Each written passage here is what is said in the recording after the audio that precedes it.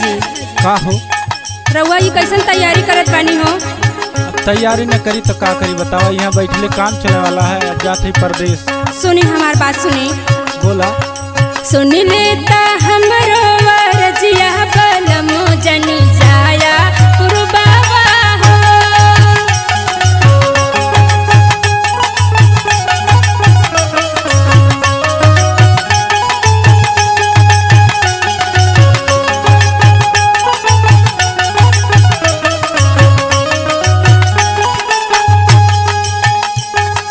जहया पुरबावा ना जहया पुरबावा।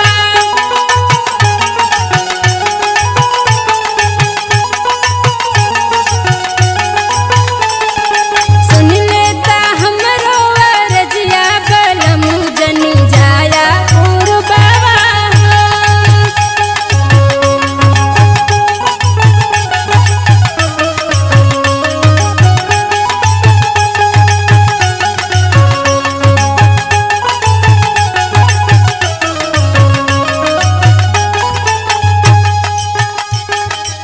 ए राजा जी, का हो?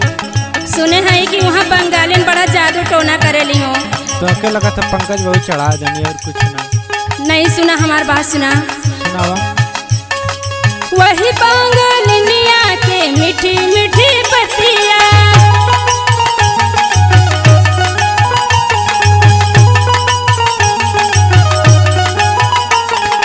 जादू टोना कई के मारी है तोहर मतिया।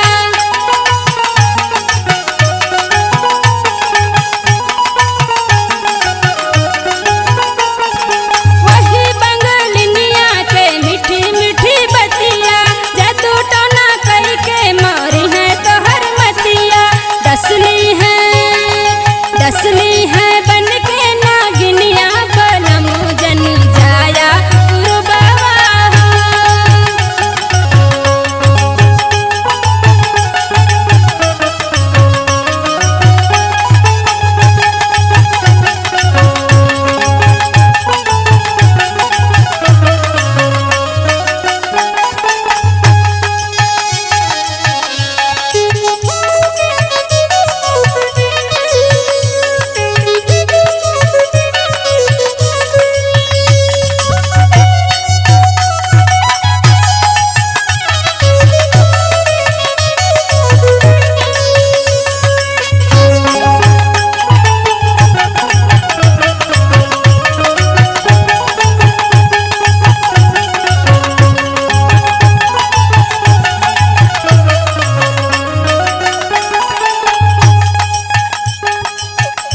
ए ननदो, का भौजी?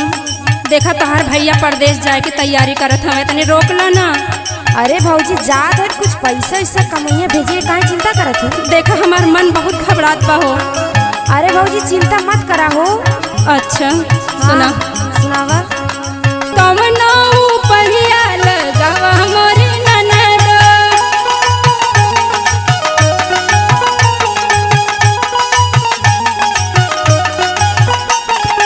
अपने बीरनवा से जाके तू कहिला।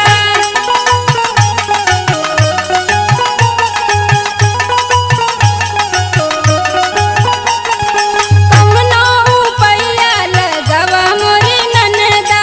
अपने बीरनवा से जाके तू कहिला। रोक ले तू अपनो बीरनवा ननद मोरी माना कहना हो।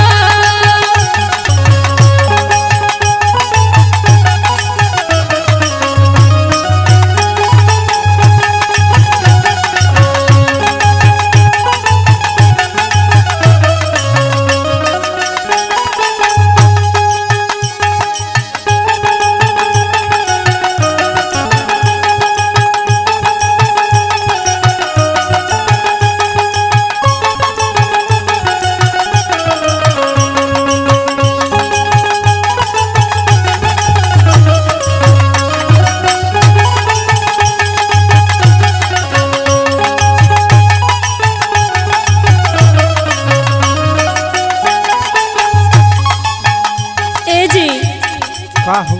देखी हमार बात मानी, हई बैग वैग रख दी। अरे तुम्हें भरम खाली भैल है और कुछ ना। नहीं सुनी हमार बात सुनी। सुनावा। तोहरे